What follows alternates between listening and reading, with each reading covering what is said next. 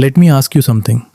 If a patient loses 2 liters of blood in a road traffic accident, will the hemoglobin or hematocrit level drop immediately? Most people say yes, but in reality, it may look completely normal. Why? Because hemoglobin is not just about red blood cells, it's a concentration. And concentration depends not only on RBC mass but also on plasma volume. Today, we are going to understand one of the most overlooked but clinically important concepts in anemia: how changes in plasma volume can completely mislead your hemoglobin and hematocrit reading. Let's start with this case. A patient experiences a recent road traffic accident, and during the accident, around 2 liters of blood are lost. However, when hemoglobin is checked immediately in the emergency department, it comes out to be normal. How is that possible? This is where hematocrit tells us the real story. Hematocrit simply means the percentage of blood volume occupied by red blood cells. In other words, in this given sample, how much of the sample is composed of RBCs? Hematocrit is calculated as the length of the RBC column. Suppose this is the length of RBC column divided by the total length of the blood column multiplied by 100, since it is expressed as a percentage. For the sake of understanding, suppose the length of the RBC column is 5 units and the total length is 10 units. Then the hematocrit comes out to be 50%. Normally, it is around 45% in males and 40% in females. But here, we assume 50% for easy calculation. What does that 50% mean? It means that in this sample, 50% is RBCs and the remaining 50% is plasma.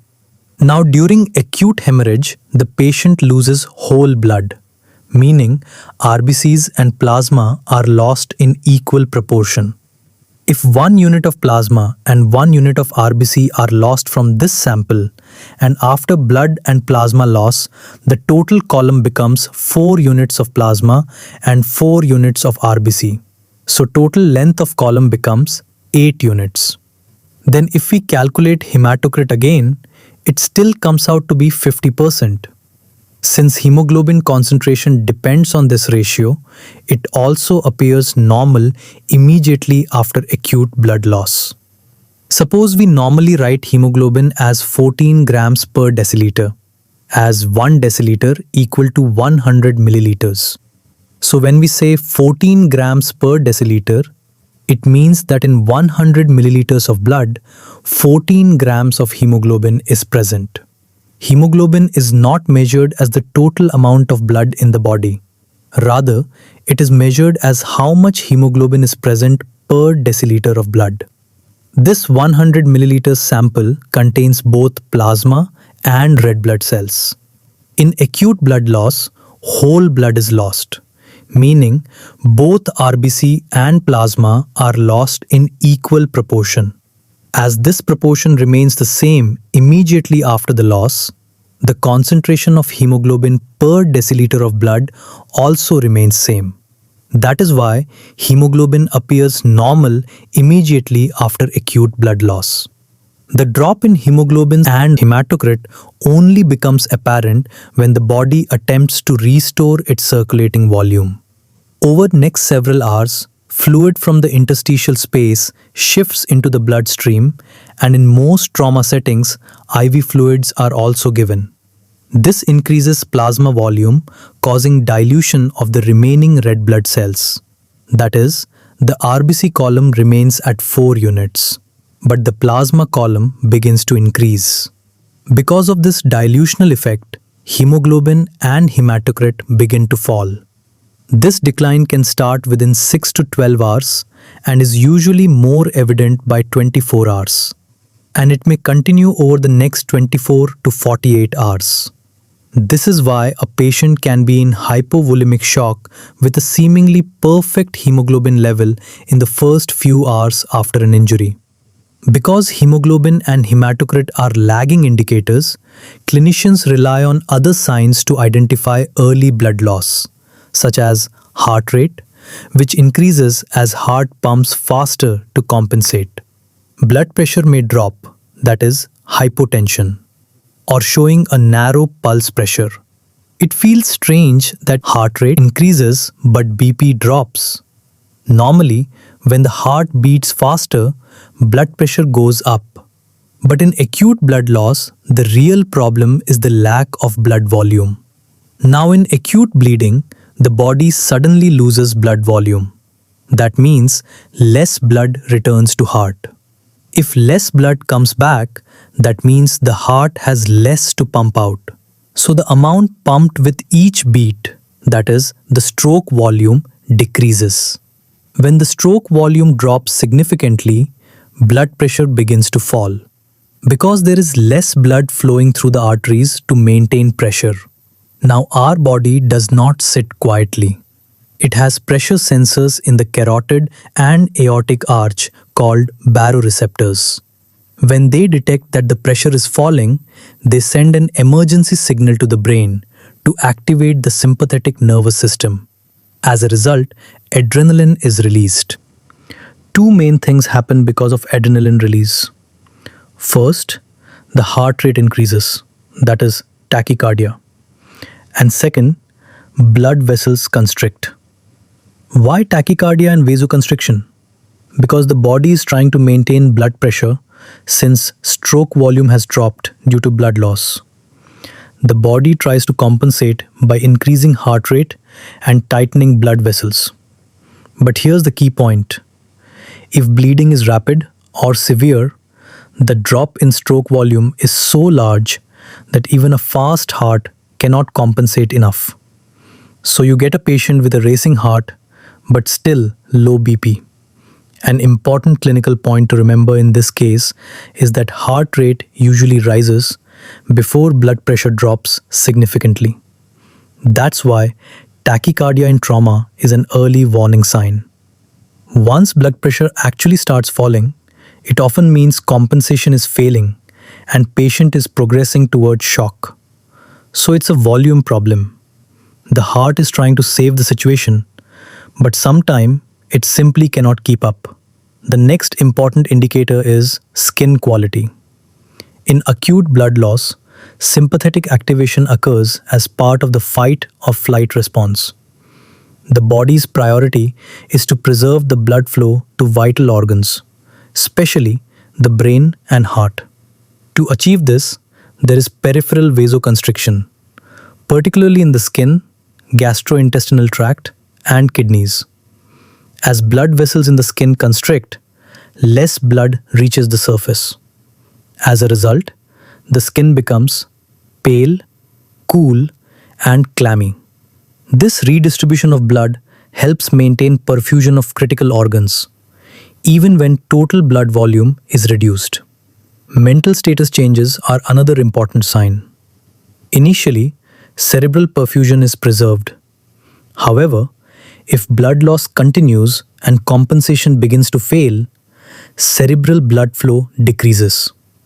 This leads to confusion, agitation, restlessness, and later decreased consciousness. These changes occur due to reduced oxygen delivery to the brain and worsening tissue hypoperfusion, which causes lactic acidosis from anaerobic metabolism. So if you are monitoring someone for suspected bleed, do not be reassured by a stable hemoglobin level in the first few hours. Physical exam findings and vital signs are much more sensitive markers of ongoing or severe blood loss. So we just saw that in acute blood loss, hemoglobin may initially appear normal. But now let me ask you something. What happens in pregnancy? In pregnancy, the situation is completely different. Here, the body is not losing blood. Instead, plasma volume increases significantly. During pregnancy, especially by the third trimester, both plasma volume and RBC mass increase. But plasma volume increases by about 40 to 50%. RBC mass increases by about 20 to 30%. Can be higher with iron supplementation. Because plasma expands more than RBC mass, the blood becomes diluted. Although total RBC mass and total hemoglobin is higher than before pregnancy, but hemoglobin concentration falls because it is diluted in larger plasma volume. That's why we call it physiological anemia of pregnancy. Why does the body do this? This is actually a smart physiological adaptation. First, when plasma rises more, the blood becomes slightly thinner. Thinner blood flows more easily to heart and to the small vessels of the placenta. That improves oxygen and nutrient delivery to the baby. Second, during pregnancy, heart has to pump much more blood than usual. If the blood were thick, the heart would struggle to pump.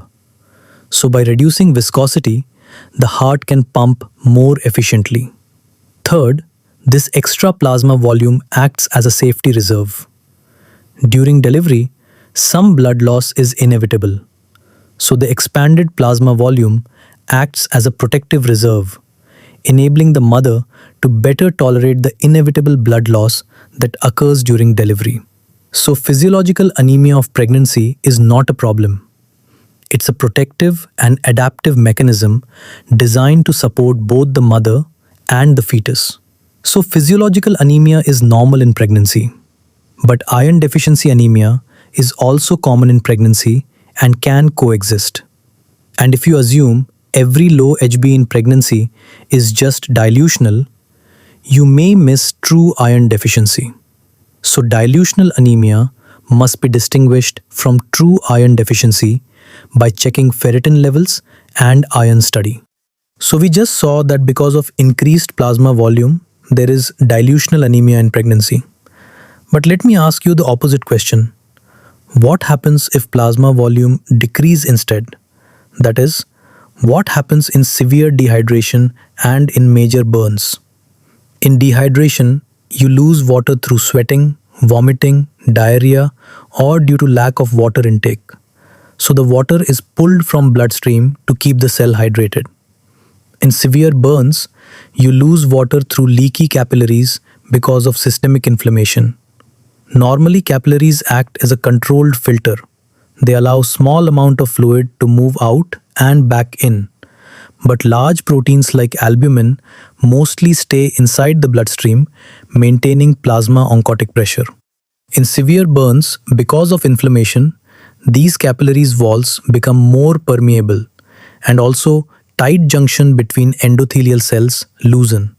This causes protein and plasma leak out into the surrounding tissues. So instead of fluid staying inside the bloodstream, it escapes into the interstitial space, especially into the burnt tissues. This causes edema, especially around the burnt areas. At the same time, the skin barrier is destroyed. Normally, the skin prevents excessive fluid loss. But when that barrier is damaged, water evaporates directly from the exposed surface. So now you have two problems happening simultaneously. Effective circulating volume falls. Even though fluid may still be present in the body, but trapped in the interstitial space. And it is no longer inside the blood vessels where it is needed for perfusion. So what happens in these two situations?